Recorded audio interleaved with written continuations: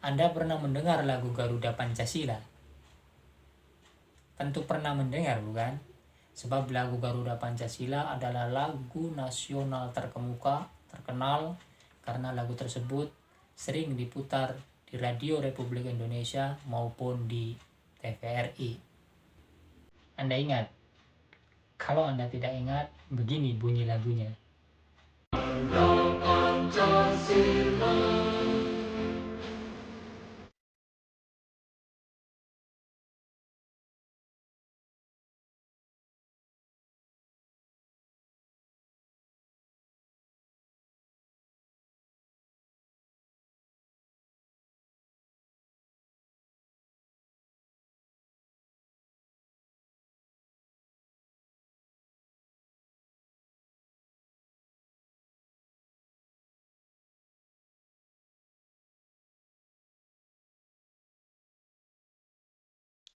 Pencipta lagu Garuda Pancasila adalah Soedarnoto, pria kelahiran Kota Kendal, Jawa Tengah pada 2 Oktober 1925.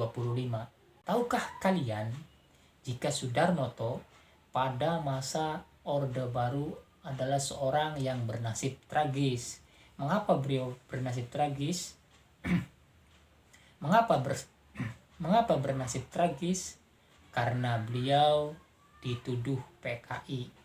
Selain dituduh PKI, beliau juga dijebloskan ke penjara, bahkan dipecat dari jabatannya sebagai karyawan di Radio Republik Indonesia.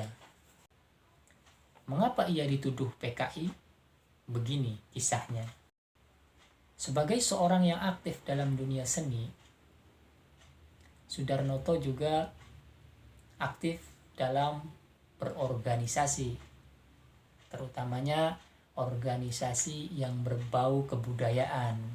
Ia pernah masuk pada organisasi kebudayaan yang bernama Lekra atau Lembaga Kebudayaan Rakyat. Lembaga tersebut merupakan lembaga yang sangat terkenal karena di dalamnya banyak tokoh-tokoh budaya yang menjadi anggotanya. Karena itu, Soedarnoto juga ikut atau masuk dalam lembaga tersebut.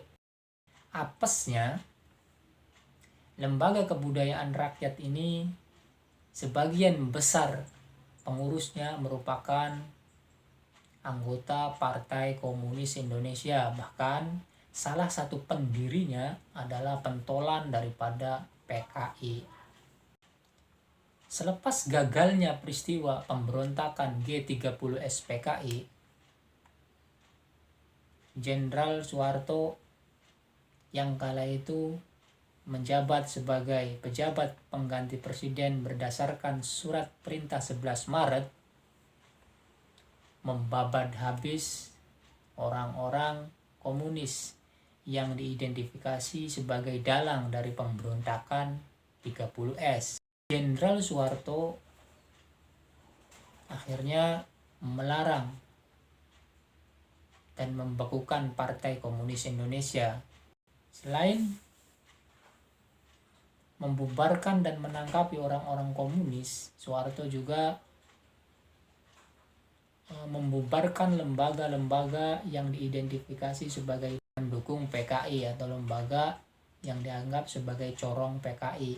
Salah satunya adalah Lekra atau Lembaga Kebudayaan Rakyat. Nah, karena Soedarnoto adalah salah satu anggota daripada Lekra, maka ia juga kena getahnya.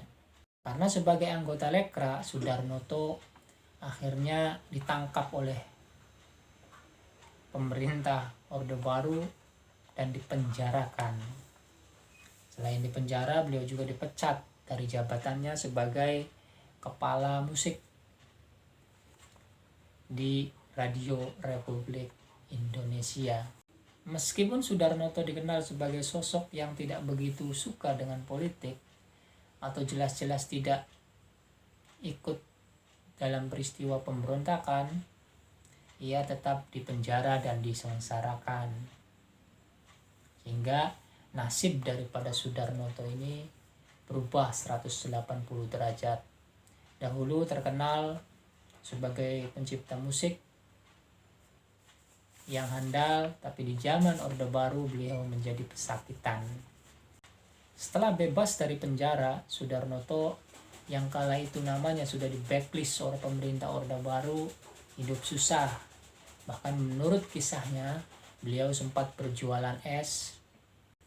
Beliau juga katanya pernah menjadi super taksi tembak dan pekerjaan-pekerjaan kecil lainnya demi untuk menyambung hidup.